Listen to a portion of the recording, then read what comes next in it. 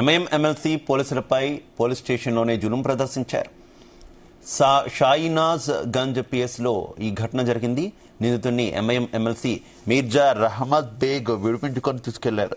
ఇక షాయినాథ్ గంజ్ పిఎస్ పరిధిలో విద్యుత్ స్తంభాన్ని లారీ డ్రైవర్ ఢీకొట్టాడని పోలీసులు డ్రైవర్ని అరెస్ట్ చేశారు.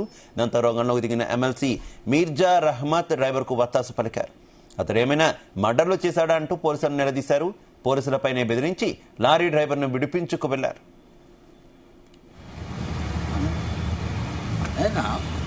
लारी से धक्का लगा पुल। मैं डी साहब पुल को बात कर गया, क्या रिपेयर कराना है करा के दे दी तुम। तुम्हारे कोई कंप्लेंट नहीं करे, कुछ नहीं करे, गैर जरूरी तो गाड़ी जाने का है दूसरे स्टेट में, उसको पकड़ के ला लिया तो कैसे मर्डर करा, क्या करा फिर कई क्या से साहब कई को जुल्म कर रहे।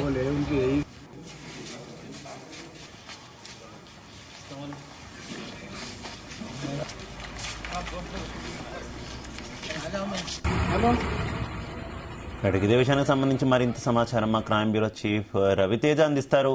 రవితేజ.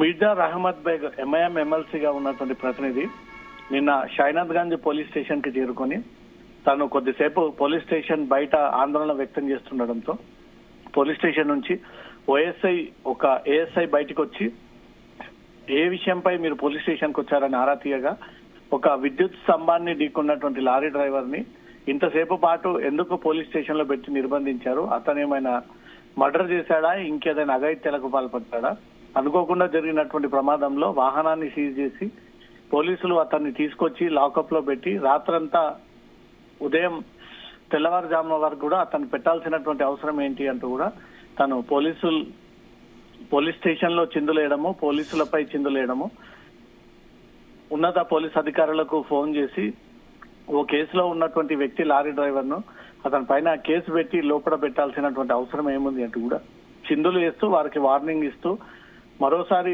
రిపీట్ అవుతే స్వయంగా నేనే రంగంలోకి దిగాల్సి ఉంటుంది, ఇమ్మీడియట్ గా ఆ లారీ డ్రైవర్ ని వదిలేసి ఆ లారీని ఇక్కడి నుంచి కూడా పంపించాలంటూ కూడా ఉన్నత అధికారులకు నేరుగా ఎస్హెచ్ఓ రూమ్ లోకి వెళ్లి అక్కడ కూర్చొని పోలీసు ఉన్న అధికారులు లేకపోయినా ఫోన్ లో మాట్లాడి ఉన్నత అధికారులకు అతన్ని విడుదల చేయకపోతే వేరే రకమైనటువంటి పరిణామాలు ఉంటాయి, పరిస్థితులు ఉంటాయి, అవన్నీ కూడా మీరు ఎదుర్కోవాల్సి ఉంటుంది. మా హైదరాబాద్ పాత బస్తీలో ఇలాంటివి మేము సాగనీయము, మేం చెప్పిందే రూలు, మేం చెప్పిందే చట్టం, మేం చెప్పిన విధంగానే వాళ్ళందరినీ వదిలిపెట్టాలి, ఇమ్మీడియట్ గా లారీ డ్రైవర్ ని రిలీజ్ చేసి ఆ లారీని ఇక్కడి నుంచి పంపించాలంటూ కూడా రహమద్ బేగ్ అక్కడ హల్చల్ క్రియేట్ చేయడము. ఆ వీడియో ఇప్పుడు సోషల్ మీడియాలో వైరల్ గా మారింది. ఎంఐఎం ఎమ్మెల్యేలు ఎమ్మెల్సీలు పాత బస్తీకి ఆనుకొని ఉన్నటువంటి ప్రాంగణంలో ఎలా దౌర్జన్యం చేస్తారు, ఎలా పోలీసులతో వాగ్వాదానికి దిగుతారు, నేరుగా పోలీస్ స్టేషన్ కి వెళ్లి కేసులో నిందితులని ఎలా రిలీజ్ చేయగలుగుతారు, పోలీస్ స్టేషన్ లోకి వెళ్లి ఉన్నత అధికారులకే వార్నింగ్ ఇస్తున్నటువంటి ఈ వీడియో ఇప్పుడు తెలంగాణ పోలీసులందరినీ కూడా ప్రశ్నించే విధంగా ఏర్పడతా ఉంది. దీనిపైన పోలీస్ శాఖ ఏ రకమైనటువంటి క్లారిటీ ఇస్తుందో అనేది చూడాలి.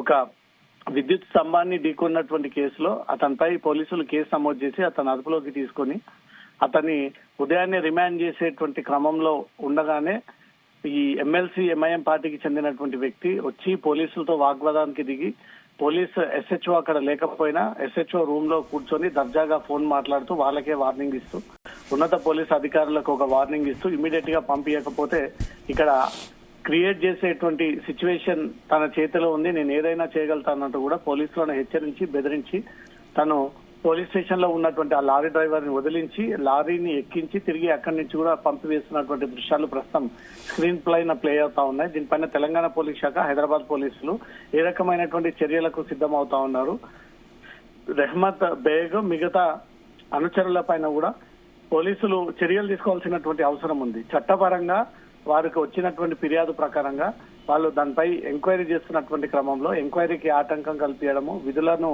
ఆటంకం కల్పించడం, దర్యాప్తుని ప్రభావితం చేసే విధంగా ఎంఐఎం చెందినటువంటి రహమద్ బేగ్ అక్కడికి చేరుకొని పోలీసుల దౌర్జన్యం చేసి కేసు ఇన్వెస్టిగేషన్ లో ఉండగానే ఎలాంటి వివరాలు అందజేయకుండా స్వయంగా వచ్చి లోపల కూర్చొని అతన్ని రిలీజ్ చేస్తేనే నేను బయటికి వెళ్తాను, లేకపోతే ఇక్కడే బయట ఇస్తానంటూ కూడా పోలీసులని బెదిరించడంతో చేసేదేమి లేక ఆ డ్రైవర్ ని వదిలేసి ఆ లారీని కూడా తిప్పి పంపించినటువంటి దృశ్యాలు ప్రస్తుతానికి స్క్రీన్ పైన ప్లే అవుతా ఉన్నాయి. హైదరాబాద్ పోలీసులు దీనిపైన ఎలాంటి చర్యలు తీసుకుంటారో చూడాలి.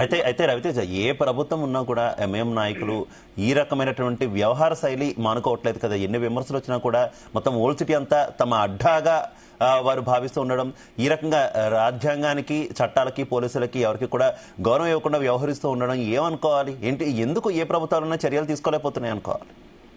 షైనాథ్ గంజ్ పోలీస్ స్టేషన్ గోషామహల్ పరిధి, ఇటు నాంపల్లి పరిధిలో ఉన్నటువంటి పోలీస్ స్టేషన్. ఇది ఓల్డ్ సిటీకి కొంత దూరం ఉన్నటువంటి ప్రాంతమైన ఆ గోషామహల్ ప్రాంతం కూడా ఎంఐఎం జెండా ఎగరేసేటువంటి ప్రయత్నాలు చాలా ఏళ్లుగా కొనసాగుతా ఉన్నాయి. అక్కడ ప్రస్తుతం బీజేపీ ఎమ్మెల్యే రాజాసింగ్ ఎమ్మెల్యేగా కొనసాగుతా ఉన్నాడు. ఆ సీట్ ని కాస్త కైవసం చేసుకొని అక్కడ ఎంఐఎం జెండా ఎగరేసేటువంటి ప్రయత్నం జరుగుతా ఉన్నది. కానీ రాజాసింగ్ బలాన్ని తట్టుకోలేక అక్కడ ఉన్నటువంటి ఓటర్లని ఏమాత్రం ప్రభావితం చేయకపోవడము, ఏదో రకంగా పబ్లిక్ కి యూజ్ అవ్వాలి, పబ్లిక్ లోకి వెళ్ళాలి, అది ఎంఐఎం పార్టీ తరఫున వెళ్ళాలని ఒక ఆలోచనతోటి ఏదో ఒక రకంగా గోషామహల్లో ఈ ఎంఐఎం పార్టీ నుంచి అవగాహన కార్యక్రమాలు, ఇలాంటి ఏవైనా పోలీసులకు సంబంధించినటువంటి వ్యవహారాలు వచ్చినప్పుడు స్వయంగా కలగజేసుకొని మేము చెప్పిందే చట్టం, మేము చెప్పిందే పోలీసులు వినాలి, ఏది చెప్తే అదే రాజ్యాంగంలో పొందుపరచాలి అనే ఒక రేంజ్ లో ఎంఐఎం పార్టీకి చెందినటువంటి కార్పొరేటర్లు, ఎంఐఎం ఎమ్మెల్యేలు, పార్టీ అధ్యక్షుడితో సహా ఈ పార్టీలో ఉన్నటువంటి వారందరూ కూడా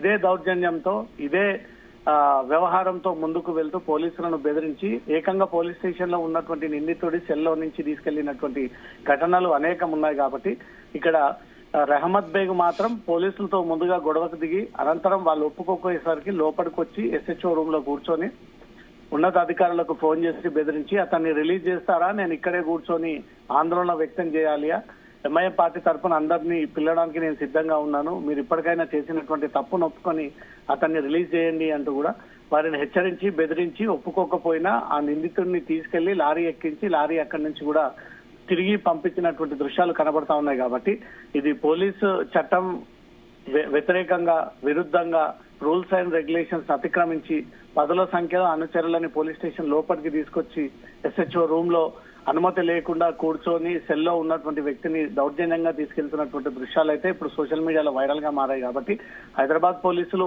నిజంగానే ఎంఐఎం పార్టీ ఎమ్మెల్సీ రకంగా వ్యవహరించాడు, అది అతిక్రమించాడు, ఉల్లంఘనకు పాల్పడ్డాడు, పోలీసులని అగౌరవపరిచాడు, పోలీసుల విలువల్ని దెబ్బతీశాడంటూ మాత్రం హైదరాబాద్ పోలీసులు భావిస్తే ఇమీడియట్ గా అతన్ని పై కేసు నమోదు చేసి అతన్ని అరెస్ట్ చేసేటువంటి అవకాశం ఉంది. Sir, okay, thank you.